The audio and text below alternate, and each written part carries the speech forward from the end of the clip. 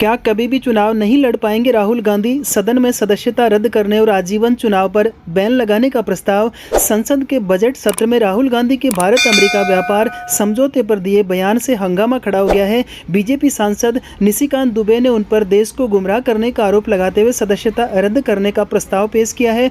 वहीं कांग्रेस ने इस कदम को पूरी तरह से आधारहीन बताया। लोकसभा में बजट सत्र के दौरान बीजेपी सांसद निशिकांत दुबे ने नेता प्रतिपक्ष राहुल गांधी के खिलाफ मोर्चा खोल दिया है। दुबे ने सदन में एक प्रस्ताव पेश करते हुए आरोप लगाया कि राहुल गांधी ऐसी ताकतों की मदद से देश को गुमराह कर रहे हैं जो भारत को नुकसान पहुंचाना चाहती है। उन्होंने विशेष रूप से सोरोस जैसी ताकतों का नाम लेते हुए कहा कि राहुल का बयान राष्ट्र विरोधी तत्वों की मदद कर रहा है। निशिकांत दुबे ने न केवल राहुल गांधी की लोकसभा सदस्यता समाप्त करने की मांग की, बल्कि उन पर आजीवन चुनाव लड़ने पर प्रतिबंध लगाने का प्रस्ताव भी दिया। उन्होंने स्पीकर से आग्रह किया उनके द्वारा पेश किए गए सब्सटेंटिव मोशन को स्वीकार किया जाए ताकि इस पर आगे की कार्रवाई हो सके। पूरा विवाद केंद्रीय वित्त मंत्री निर्मला सीतारमण द्वारा बजट पर दिए गए जवाब के बाद शुरू हुआ। राहुल गांधी ने भारत अमेरिका के बीच हुई ट्रेड डील पर कड़ी प्रतिक्रिया देते हुए कहा था कि सरकार ने देश को अमेरिका के हाथों बेच दिया है। उन्होंने दावा किया कि इस सौदे से भारतीय किसानों और श्रमिकों को भारी नुकसान होगा।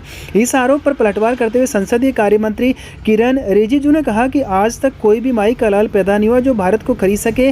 वहीं जगदम्बिका पाल, जो राहुल के भाषण के दौरान चेयर पर थे, उन्होंने कहा कि विपक्ष के नेता होने के नाते उन्हें अपनी भाषा की मर्यादा का पता होना चाहिए। उन्होंने सवाल किया कि क्या इस तरह के आरोप लगाना संसदीय लोकतंत्र में सही है।